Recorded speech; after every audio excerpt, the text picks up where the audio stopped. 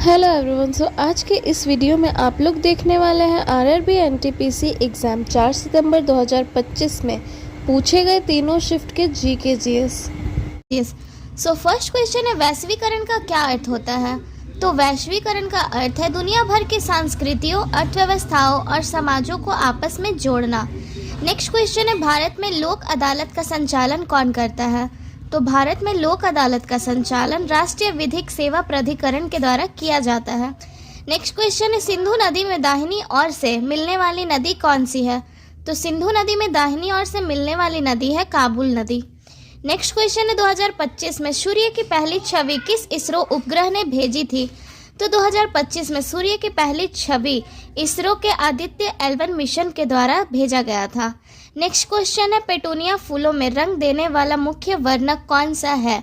तो पेटूनिया फूलों में रंग देने वाला प्रमुख वर्णक है एंथोसाइनिन। नेक्स्ट क्वेश्चन है, कंप्यूटर में MAN का फुल फॉर्म क्या है? तो MAN का फुल फॉर्म है metropolitan area network. Next question है, भारत के 52वें मुख्य न्यायाधीश कौन है? तो भारत के 52वें मुख्य न्यायाधीश है VR गवई। ये रिपीटेड क्वेश्चन है। नेक्स्ट क्वेश्चन, तुहिन कांता पांडे से पहले सेबी के अध्यक्ष कौन थे? तो तुहिन कांता पांडे से पहले सेबी के अध्यक्ष है मधाबी पुरी बूच। नेक्स्ट क्वेश्चन है, पूर्व पाषाण काल की समयावधि कब से कब तक रही थी? तो पूर्व पाषाण काल की समयावधि 2.5 मिलियन वर्ष पूर्व से लेकर 10,000 साल पूर्व तक रही थी। नेक्स्ट क्वेश्चन है, हमारे शरीर में कार्बोहाइड्रेट से क्या प्राप्त होता है? तो हमारे शरीर में कार्बोहाइड्रेट से ऊर्जा प्राप्त होता है। नेक्स्ट क्वेश्चन है, इंसुलिन में कौन सा तत्व पाया जाता है? तो इंसुलिन में जिंक यानी कि जस्ता तत्व पाया जाता है। नेक्स्ट क्वेश्चन है, 2025 में भारत के राष्ट्रपति द्वारा कीर्ति चक्र कितने व्यक्तियों को प्रदान किया गया? तो 2025 में भारत के राष्ट्रपति के द्वारा कीर्ति चक्र 6 व्यक्तियों को प्रदान किया गया। नेक्स्ट क्वेश्चन है, 78वें कांस फिल्म फेस्टिवल में होम बाउंड फिल्म के निर्देशक कौन है? तो 78वें कांस फिल्म फेस्टिवल में होम बाउंड फिल्म के निर्देशक है नीरज घोषवाल। नेक्स्ट क्वेश्चन पूछा गया है, कोंकण किस राज्य की आधिकारिक भाषा है? तो कोंकण गोवा राज्य की आधिकारिक भाषा है। नेक्स्ट क्वेश्चन है, 2025 का पुलित्ज़र पुरस्कार से किसे और किस कृति के लिए मिला? तो 2025 का पुलित्ज़र पुरस्कार पर्सिवल एवरेट को उनके उपन्यास जेम्स के लिए मिला। नेक्स्ट क्वेश्चन है, पश्चिमी घाट और पूर्वी घाट के बीच कौन सा पठार स्थित है? तो पश्चिमी घाट और पूर्वी घाट के बीच दक्कन का पठार स्थित है। नेक्स्ट क्वेश्चन है, गुप्त काल में हथियारों की देखरेख करने वाले को क्या कहा जाता है? तो गुप्त काल में हथियारों की देखरेख करने वाले को शस्त्राध्यक्ष कहा जाता है।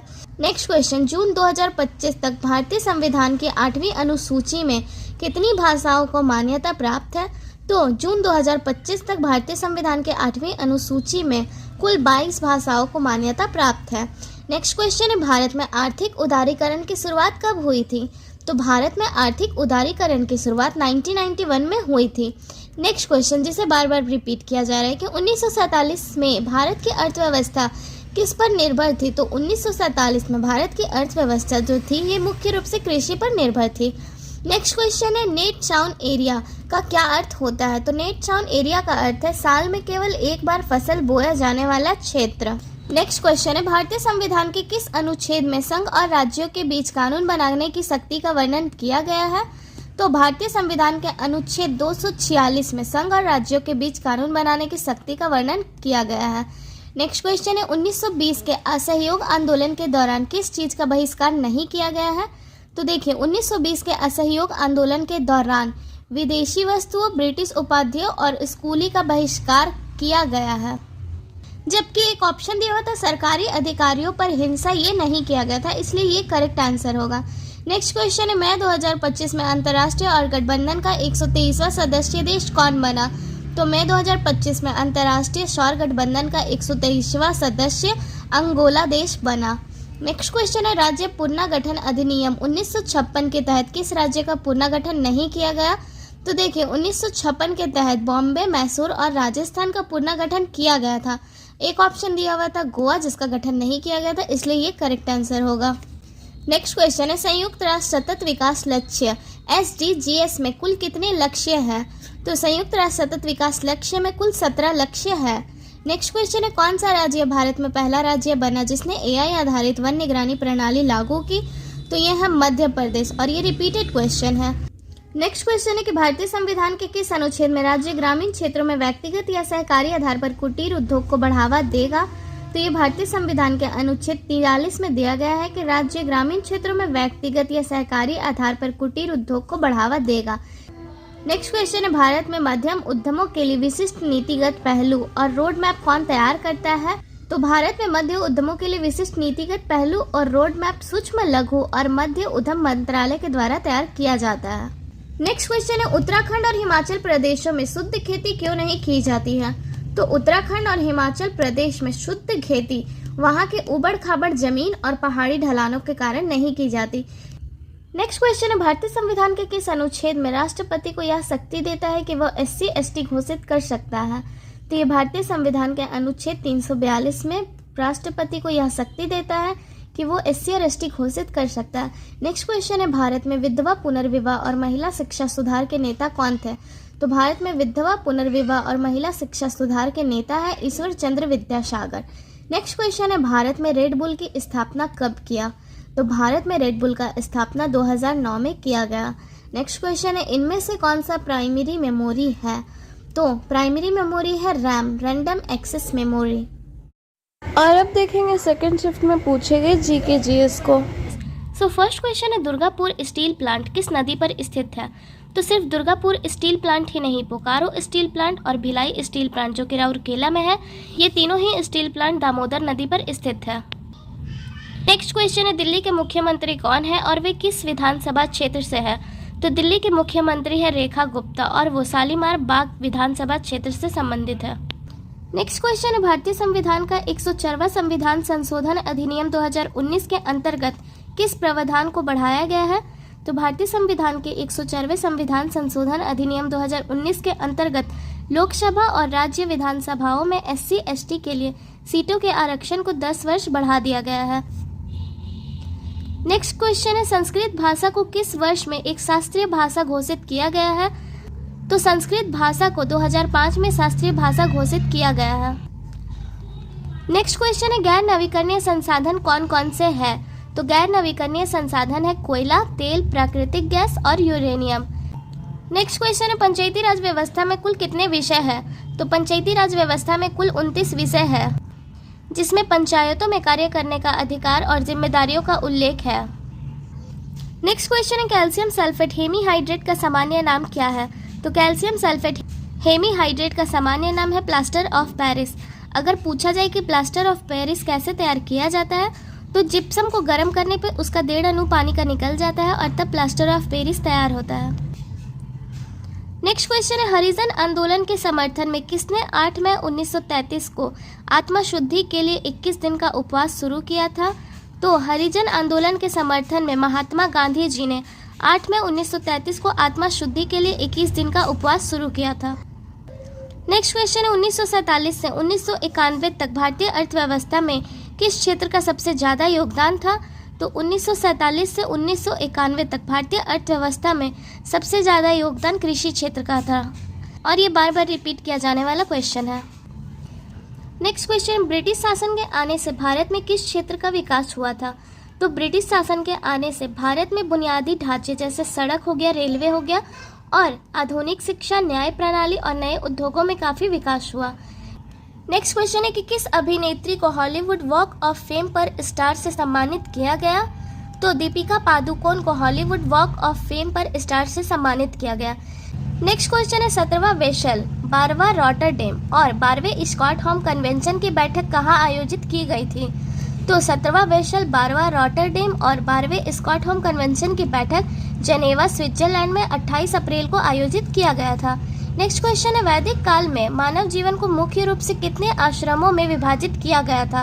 तो वैदिक काल में मानव जीवन को मुख्यतः 4 आश्रमों में विभाजित किया गया था, जिसमें है ब्रह्मचर्य, दूसरा है गृहस्थ, तीसरा है वानप्रस्थ और चौथा है संन्यास। नेक्स्ट क्वेश्चन है विनियोग विधेयक किस मंत्रालय द्वारा लोकसभा में प्रस्तुत किया जाता है? तो विनियोग विधेयक वित्त मंत्रालय के द्वारा लोकसभा में प्रस्तुत किया जाता है। नेक्स्ट क्वेश्चन पूछा गया है रैम, RAM और रोम में क्या अंतर है? तो रैम का फुल फॉर्म होता है रैंडम एक्सेस मेमोरी और ये कंप्यूटर में एक अस्थायी मेमोरी के रूप में कार्य करती है। रोम का फुल फॉर्म होता है रीड ओनली मेमोरी, और ये कंप्यूटर में स्थायी मेमोरी के रूप में कार्य करती है। तो यही इसका सबसे बड़ा अंतर है, और ये क्वेश्चन पहले भी रिपीट हो चुका है।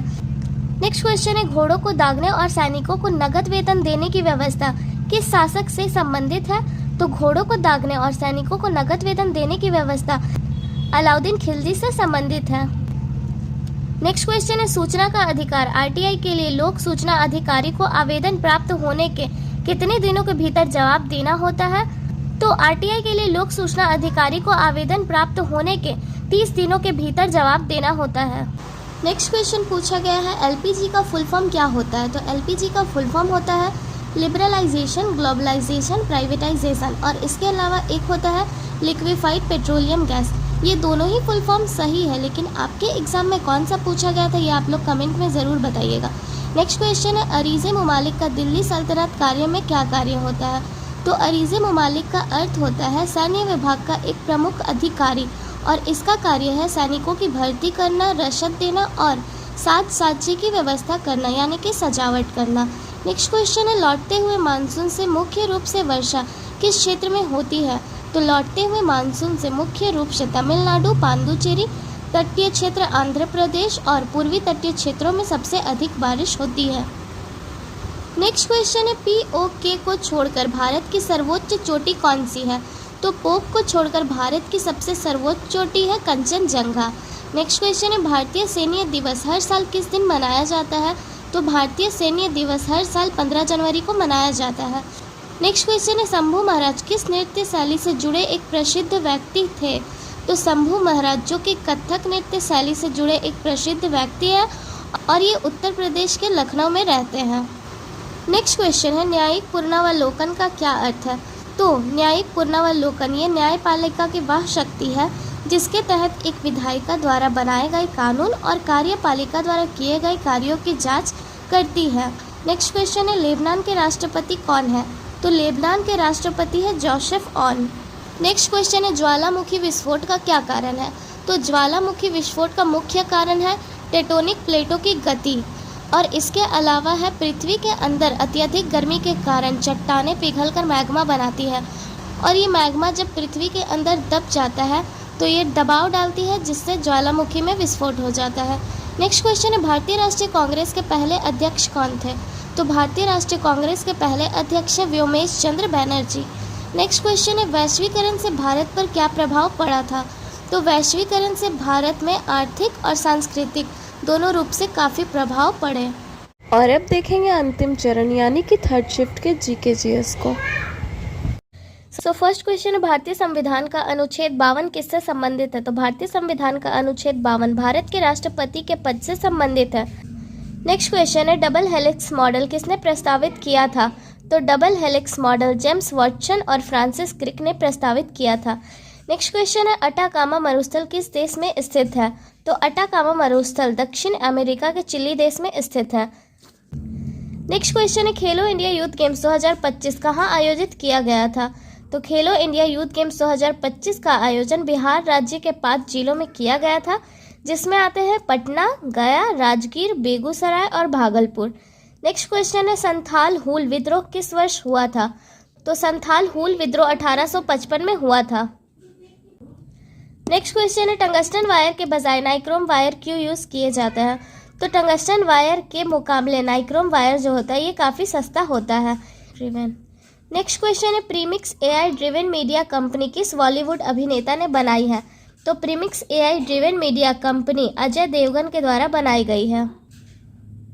नेक्स्ट क्वेश्चन है, दक्कन पठार के पश्चिम में क्या स्थित है?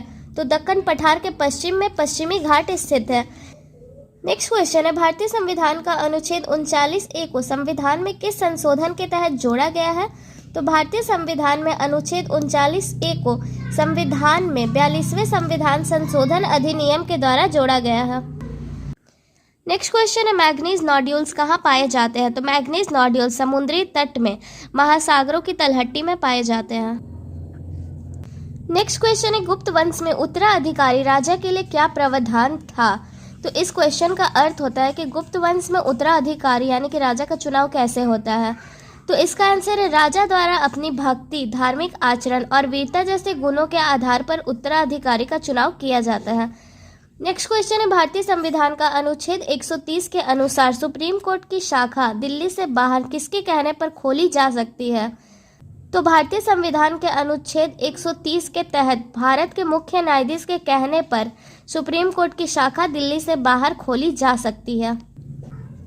नेक्स्ट क्वेश्चन है कौन सा देश भारत के साथ स्थलीय सीमा साझा नहीं करता है? तो भारत के साथ स्थलीय सीमा साझा करने वाले देश है पाकिस्तान, अफगानिस्तान, चीन, नेपाल, भूटान, बांग्लादेश और म्यांमार। एक ऑप्शन दिया हुआ था थाईलैंड, जो कि स्थलीय सीमा साझा नहीं करता है, इसलिए ये आंसर होगा। नेक्स्ट क्वेश्चन है सिंगरौली कोयला क्षेत्र मध्य प्रदेश के साथ और किस राज्य में स्थित है? तो सिंगरौली कोयला क्षेत्र मध्य प्रदेश के साथ साथ उत्तर प्रदेश राज्य में भी स्थित है। नेक्स्ट क्वेश्चन है मुरलीकांत पेटकर को अर्जुन पुरस्कार से किस खेल में सम्मानित किया गया था? तो मुरलीकांत पेटकर को पैरा स्विमिंग गेम में अर्जुन पुरस्कार से सम्मानित किया गया था। नेक्स्ट क्वेश्चन है नेशन फर्स्ट लखनऊ में 2025 में किसने कहा था? तो प्रधानमंत्री नरेंद्र मोदी जी ने नेशन फर्स्ट वर्ड कहा था लखनऊ में 2025 में। नेक्स्ट क्वेश्चन है वारली पेंटिंग में कौन सा चित्रकार जुड़ा है? तो वारली पेंटिंग में एम.एफ. हुसैन चित्रकार जुड़े हुए हैं। नेक्स्ट क्वेश्चन है वास्को डी गामा के जहाज का पायलट कौन था? तो वास्को डी गामा के जहाज के मुख्य पायलट है अहमद इब्न माजिद। नेक्स्ट क्वेश्चन है साहित्य योजना किसके द्वारा लॉन्च किया गया था? तो साहित्य योजना ओमर अब्दुल्ला के द्वारा लॉन्च किया गया था। नेक्स्ट क्वेश्चन है बच्चों के लिए मानवीय कार्रवाई किसके द्वारा शुरू किया गया था? तो बच्चों के लिए मानवीय कार्रवाई यूनिसेफ के द्वारा शुरू किया गया था। नेक्स्ट क्वेश्चन है भरतनाट्यम को वैश्विक स्तर पर प्रसिद्ध करने में किनका प्रमुख योगदान था? तो भरतनाट्यम को वैश्विक स्तर पर प्रसिद्ध करने में सबसे महत्वपूर्ण योगदान था मल्लिका साराभाई का।